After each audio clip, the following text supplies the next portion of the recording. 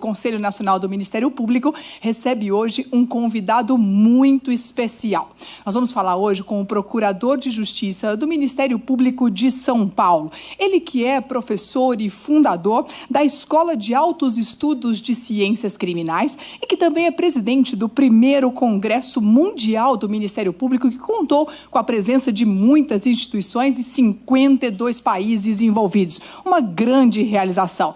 É autor de diversas obras, é professor convidado de universidades estrangeiras e ainda nós vamos então falar hoje de um assunto que interessa a toda a sociedade e vamos receber para esse nosso diálogo de hoje professor e procurador de justiça, doutor Edilson Mongenor Bonfim. Doutor Edilson, é um prazer imenso tê-lo conosco nesse nosso Em Pauta de hoje e com um assunto que é muito palpitante, né? É dizer, a corrupção no Brasil tem solução? Será que há solução para que a gente possa resolver este problema tão sério que envolve toda a democracia brasileira, que envolve toda a sociedade brasileira? Professor Edilson, é um prazer enorme tê-lo conosco nesse nosso Em Pauta de hoje. Doutora Fernanda, a honra é minha e eu cumprimento a iniciativa do programa e a sabedoria de discutir uma pauta contemporânea como nenhuma outra, a corrupção. Este mal planetário que atinge especialmente as nações subdesenvolvidas ou em desenvolvimento, como nós podemos colocar o Brasil. Se Vossa Excelência me permite, eu quero retornar um pouco no tempo, ainda à minha infância, quando escutava algum político na pequena cidade onde nasci, dizendo que o Brasil era o país do futuro. Posteriormente, quando concluí a faculdade de Direito aos 20 anos de idade, me recordo também de ter assistido naquela época o discurso de um formando que, falando em nome da sua turma, repetia a mesma frase. O Brasil é um país do futuro. E eis que hoje, passado tantos anos, eu continuo a repetir a mesma frase. O Brasil é o país do futuro, porque este futuro parece nunca chegar. E o que é o futuro que queremos, que merecemos e que almejamos? É o fim do arco-íris, né, professor? A gente precisa chegar até ele em algum momento, né? E de que futuro nós estamos falando? Professor... Nós falamos desse futuro que é um sonho. Vossa Excelência colocou arco-íris. Eu quero uma imagem bastante terrena, simbolizando a beleza do arco-íris no céu, mas com os pés cravados na terra. É possível, sim, nós buscarmos um futuro melhor, mas como dizia Goethe, o difícil é tomar a decisão, porque depois que a tomamos, tudo começa a melhorar e a falar a nosso favor.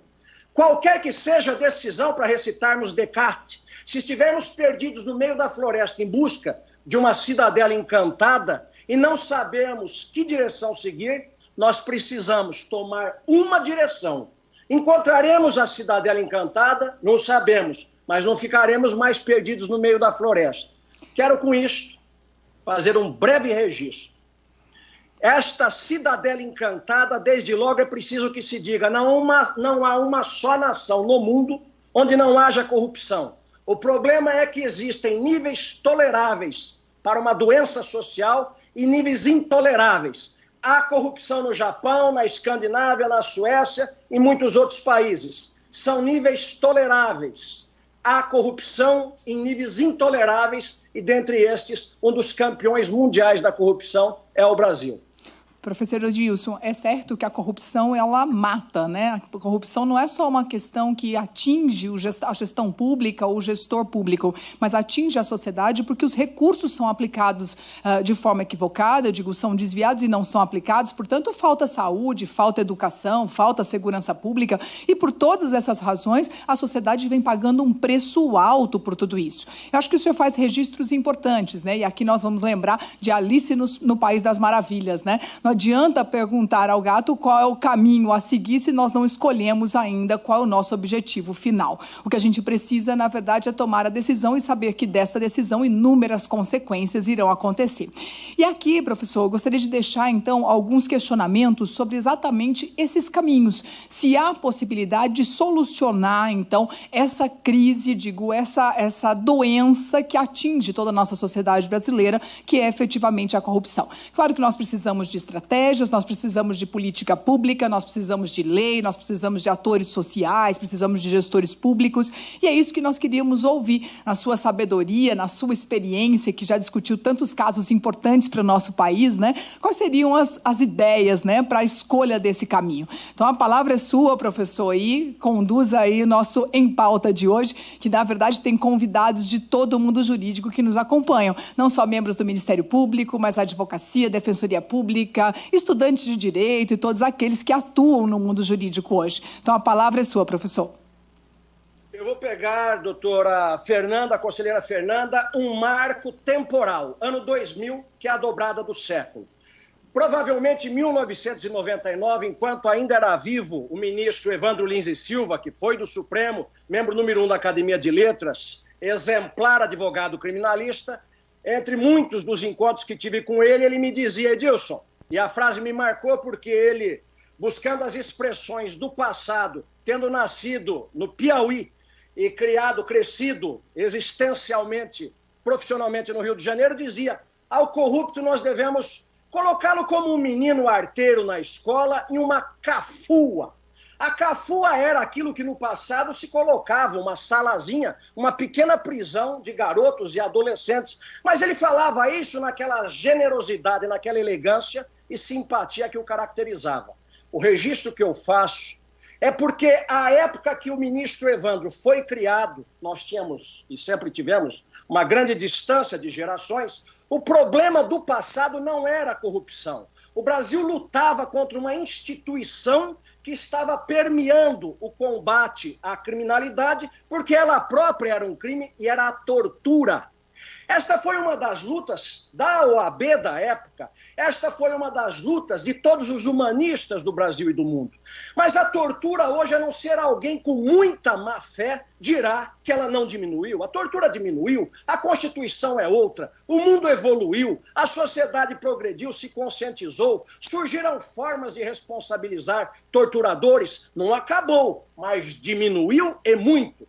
Mas o que não diminuiu e cresceu muito em paralelo àquele mundo que Evandro Lins e Silva habitou foi a corrupção. Não é que a corrupção no passado não houvesse, ela havia.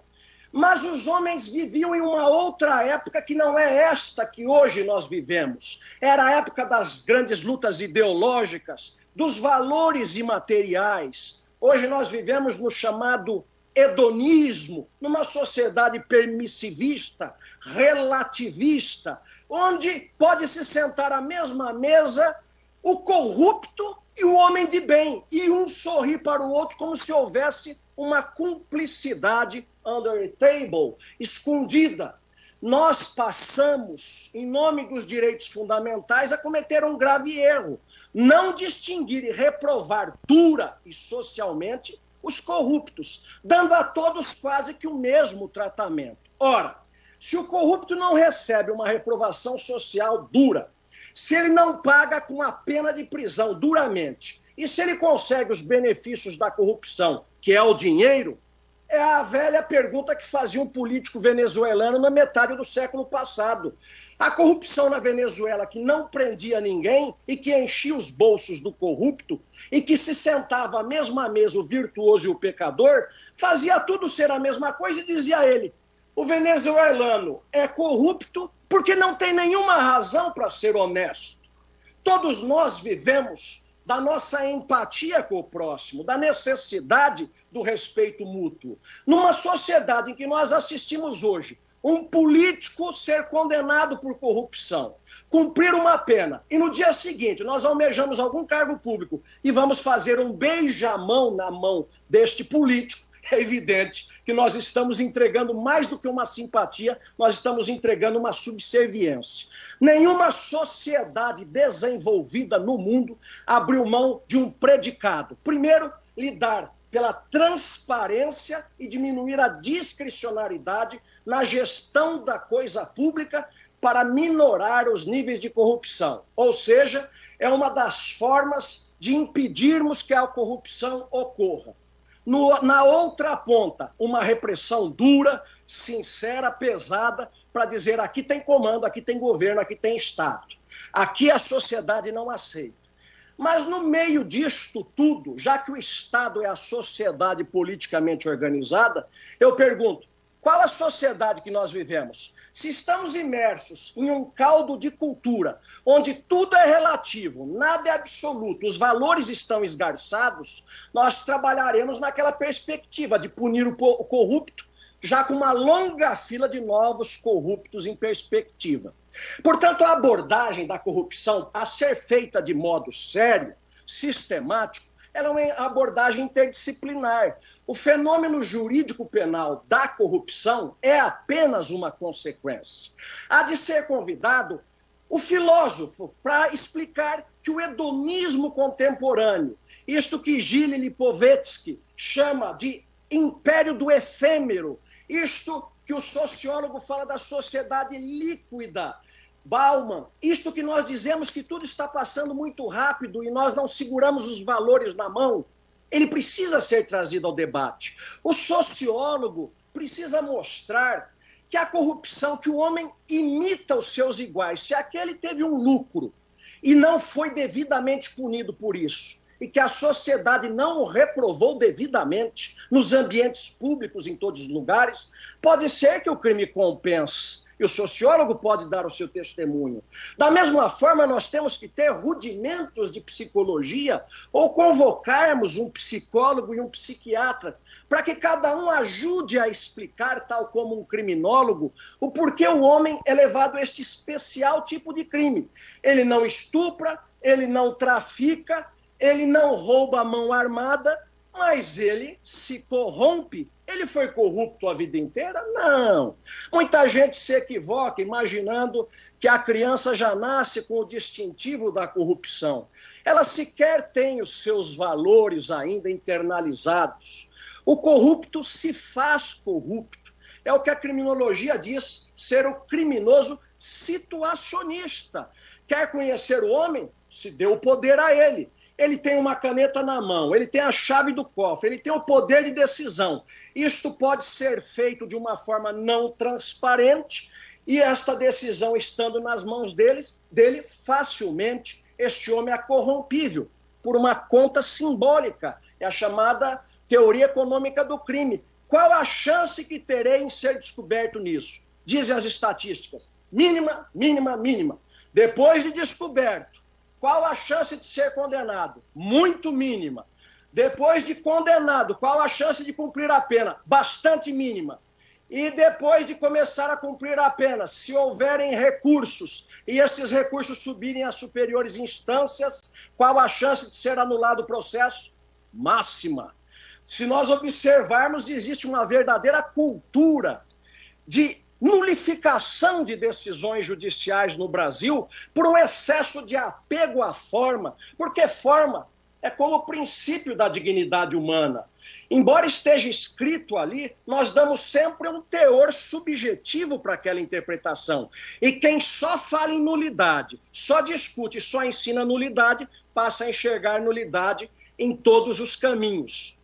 O biocriminoso é o homem que nasceu doente ou tem um problema de natureza que o impede da consciência ou da autocontenção, o elemento intelectivo e o volitivo.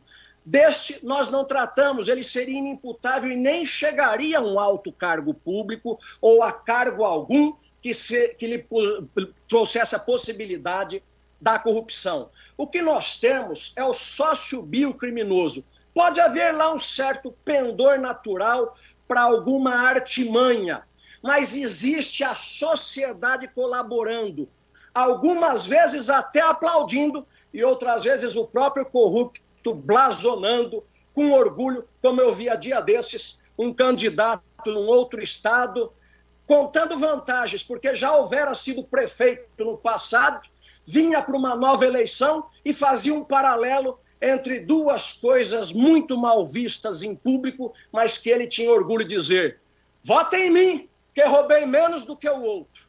Quando a linguagem popular chega a este descalabro, quando o despudor faz com que os outros não censurem duramente, isto não é um primeiro vídeo que circula, isto é um consenso, nós percebemos que a próxima etapa é o seguinte: é rir deste que roubou menos, e o faço entre aspas, porque roubou pouco e foi bobo. Inteligente é aquele que rouba muito, se locupleta e paga às custas do erário até aos seus advogados.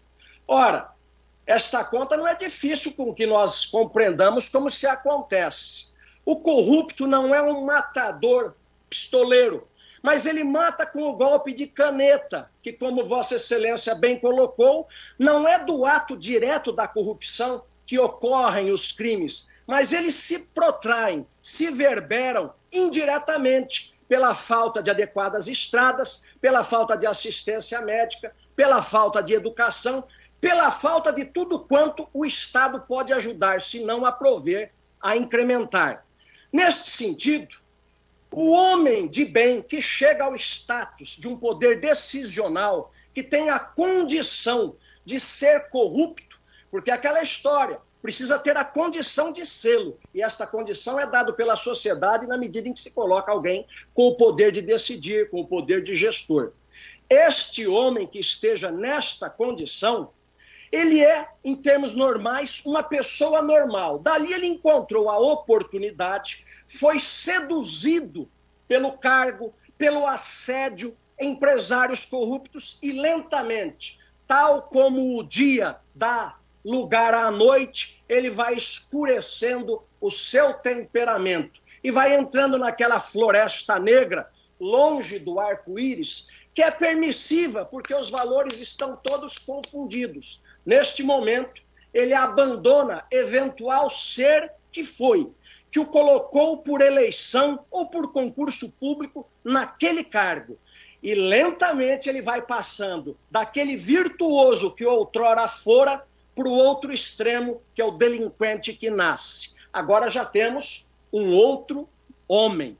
Daí que a educação sólida de berço, ela joga um papel fundamental nisto. As escolas, os pais, as famílias. Eu me recordo de um penalista antigo, cearense, Joaquim Pimenta, que dizia que é no colo das mães que pode se fabricar os primeiros bancos dos réus.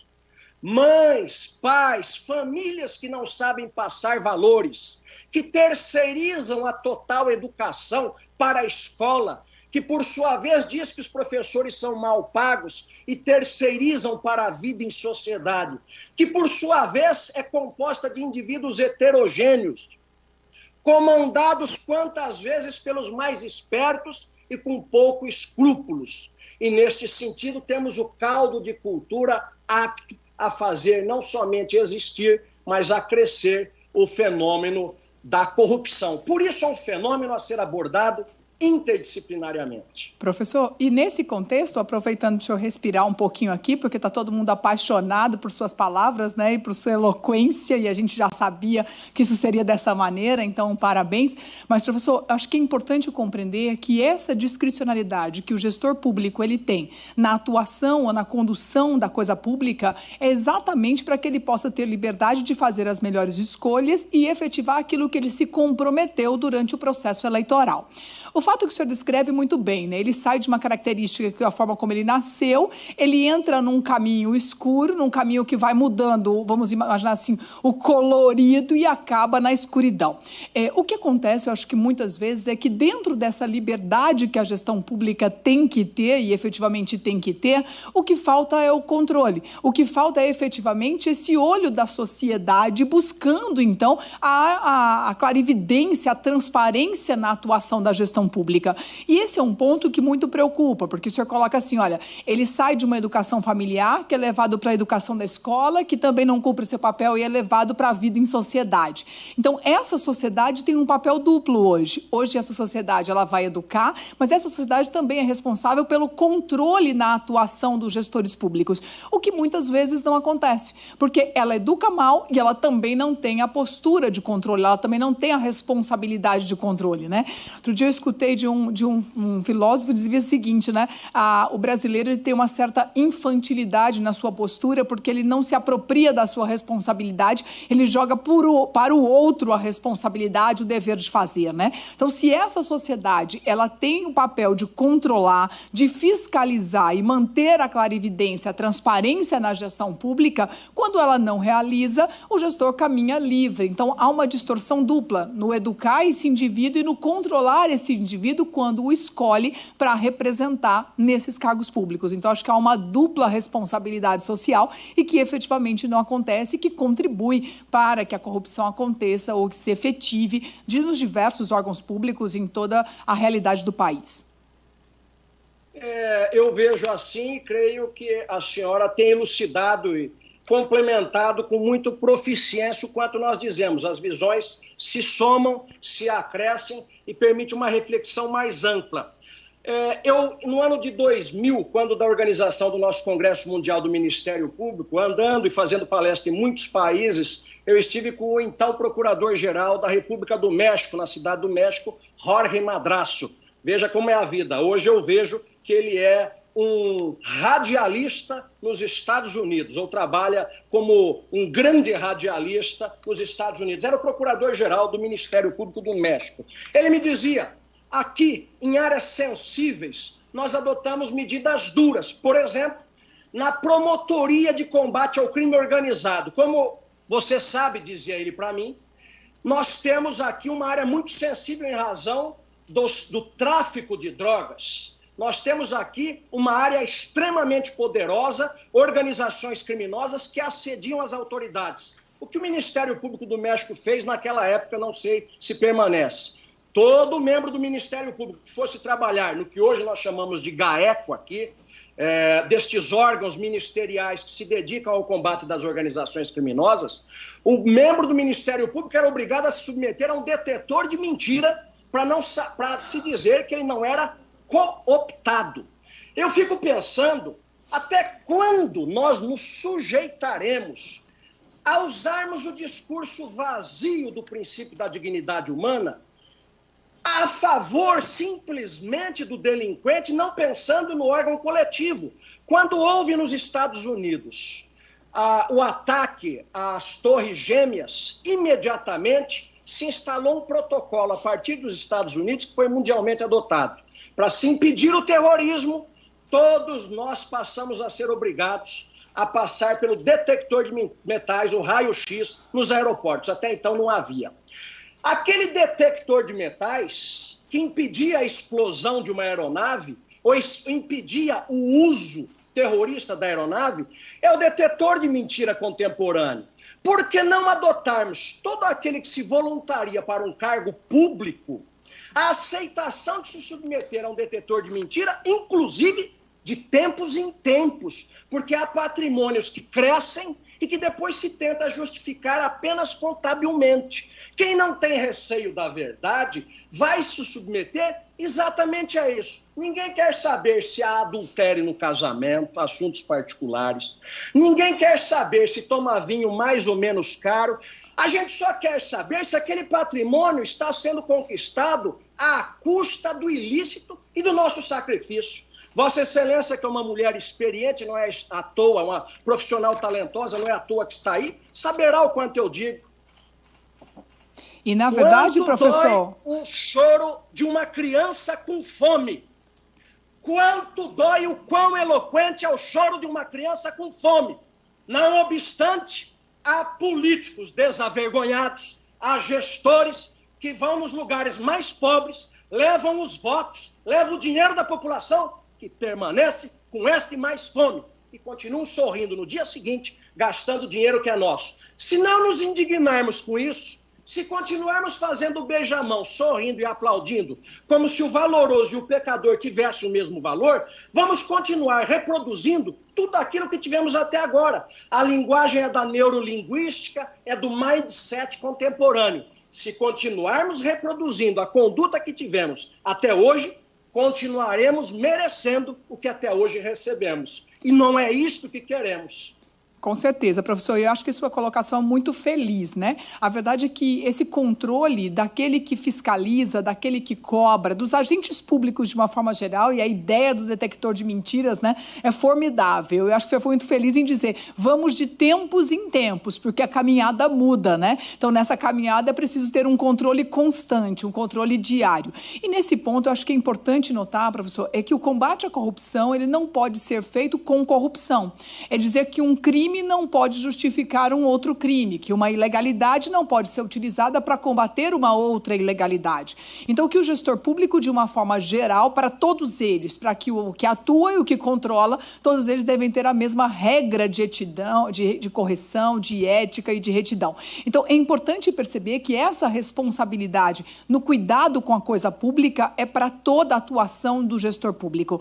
E assim, professor, acho que é importante lembrar que no Ministério Público a estratégia ou medidas que são utilizadas para o combate à corrupção, agora já não como uma mudança só da sociedade, que efetivamente ela deve acontecer. Acho que o senhor é muito feliz em dizer que toda essa mudança é uma mudança cultural. Nós não podemos condenar o corrupto e eleger o corrupto na eleição seguinte, isso é fato, né? Nós temos que decidir que esse gestor não nos representa e, portanto, ele não pode ser eleito para a próxima gestão. Isso é uma questão cultural, as pessoas da sociedade têm que ter consciência disso. Mas dentro do Ministério Público há também políticas, né, de conscientização, atuação de combate a essa corrupção, e há políticas estratégicas, né, das instituições hoje para combater essa corrupção. O senhor acha que essas políticas hoje elas são eficientes? Quer dizer, o senhor acha que o caminho escolhido vai nos dar o objetivo que nós precisamos, vai atender efetivamente o combate à corrupção? O senhor acha que há muito a ser feito, que o caminho deve ser outro? Qual é a sua visão hoje dos instrumentos que nós temos para o combate à corrupção? Eu agradeço a sua colocação e, se me permite, poderia parecer oportunístico, mas não é. É oportuno pelo exemplo. Não se sabendo todo o remédio, toda a vacina, toda a medicação necessária para o combate da pandemia que está aí, várias são as abordagens que têm resultado algum efeito, que o índice de mortalidade tem diminuído. Portanto, o combate à corrupção não me parece que seja feito com um só instrumento, mas com um vasto instrumentário. Não é uma corrida de 100 metros, é uma constante maratona. Se baixar a guarda, o inimigo avança. O inimigo pode estar dentro de todos nós, deu poder. O homem próprio revela um ser que ele próprio desconhecia. De quantos corruptos, eu fui corregedor-geral do município de São Paulo, há corruptos que dizem, não sei como cheguei a isso. E eles não sabem explicar, porque é uma lenta queda, como eu comparava com o fenômeno do dia e da noite.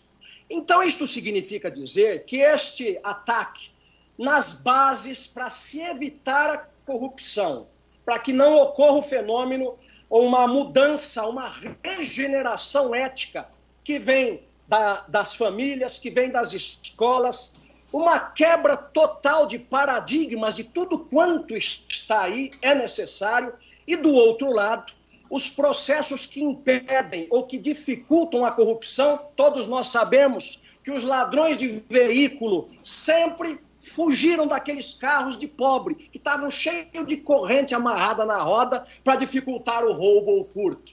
Eles iam para aquele carro que estava com a chave na ignição, com o carro que estava com a porta aberta, porque nenhum dos crimes o criminoso quer executá-lo encontrando mais dificuldade.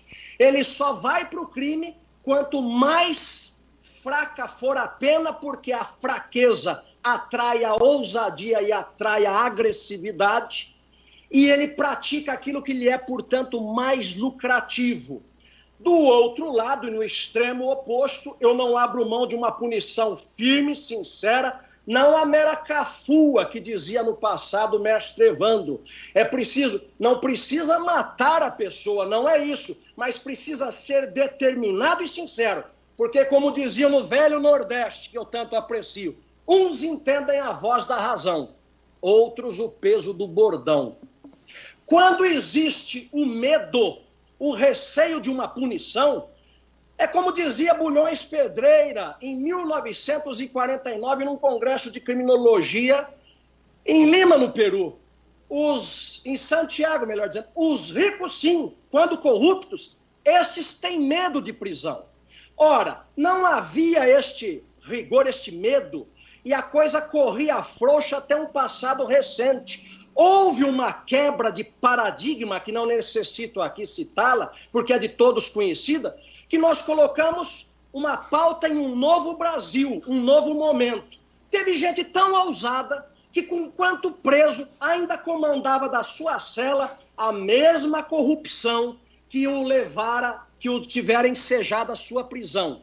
Isto faz com que o crime impeça a ocorrência? Não. Mas nós buscamos fechar as duas pontas, a prevenção, em outro, a punição, porque todos nós sabemos que a impunidade é a mãe de todos os crimes, e em especial do crime de corrupção. Eu gostaria de chamar a atenção simplesmente de uma imagem que a todos vai ocorrer no Brasil, todas as vezes que a TV mostra um corrupto flagrado, uma ação da Polícia Federal, do Ministério Público, uma prisão, e aquilo surge com uma prova muito eloquente e evidente.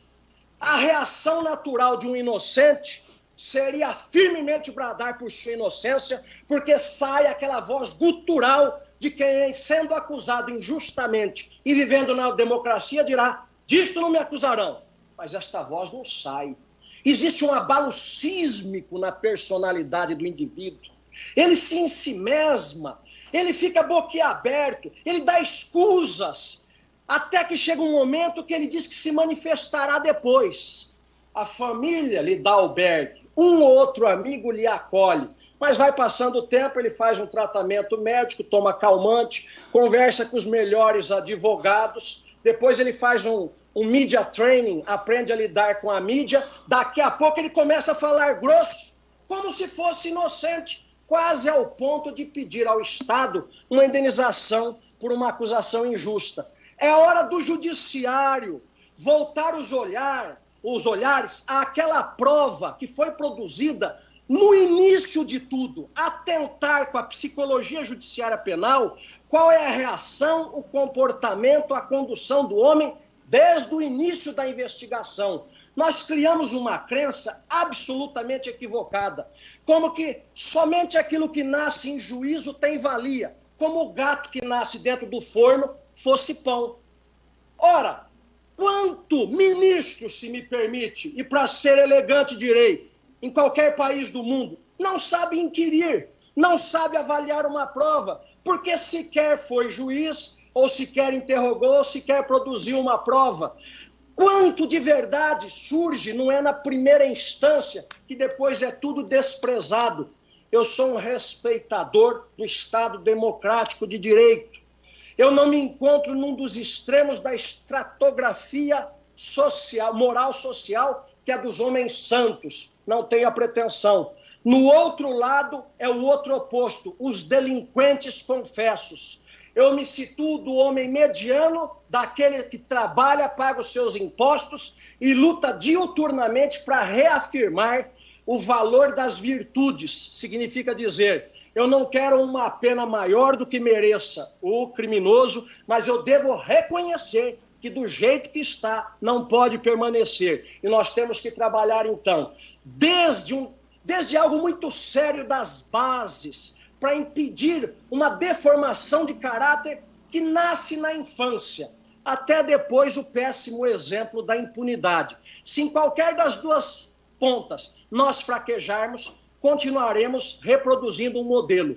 Não é deixar de ser brasileiro, é sê-lo até a última fibra. Mas como nós vamos comparar o nível civilizacional de um escandinavo, sueco, finlandês, de um japonês, onde os níveis de corrupção são baixíssimos, com a permissividade do mundo brasileiro? Ou seja, não adquirimos o nível civilizacional necessário para diminuir o fenômeno da corrupção. É por isso que somente a quebra de paradigma pode nos permitir isso. Professor, fico muito triste de fazer essa interrupção, mas o nosso tempo aqui já está mais do que estourado. A gente passaria aqui o dia inteiro lhe escutando, mas eu queria lhe agradecer desde já a sua participação no nosso Em Pauta de hoje, dizer que foi uma contribuição maravilhosa para todos os atores do mundo jurídico. Muito obrigada pela sua participação, pela sua presença.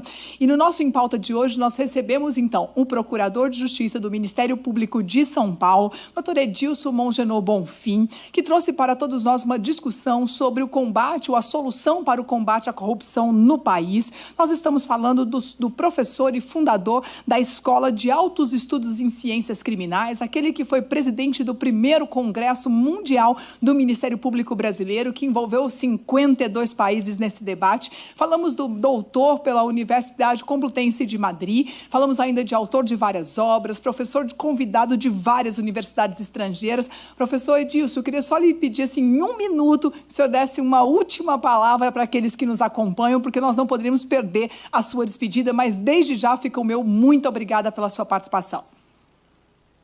Professora, doutora, conselheira Fernanda, eu respeito aqueles que respeitam o Deus Cronos do tempo, e Vossa Excelência respeita, e o demonstrou aqui. Não me sinto de forma alguma interrompido, porque presto o mesmo tributo a esta mesma divindade, que é o que nós temos de mais caro para a humanidade, nós que sabemos que o nosso tempo é finito. E por respeitar esse tempo, prestando um outro tributo, agora em homenagem ao final de sua fala, que me pedia que dedicasse uma última mensagem aos brasileiros que nos escutam, eu tributo então homenagem à deusa Têmis, uma mulher, simbolicamente, como Vossa Excelência, que cumpre tão relevante papel. É esta deusa Têmis que diz que a justiça é feita de equilíbrio, daí a existência de uma espada, que equilibra duas conchas de justiça, mas ela tem uma espada que simboliza um corte necessário a ser feito.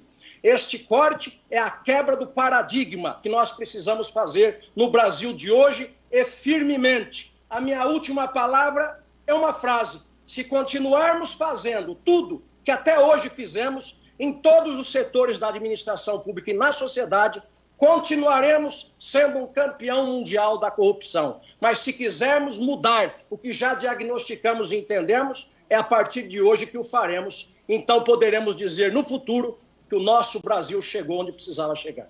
Um forte abraço. Professor, e nós não queremos esse título e não queremos essa medalha. Portanto, é a nossa responsabilidade de contribuir com a mudança desse caminho.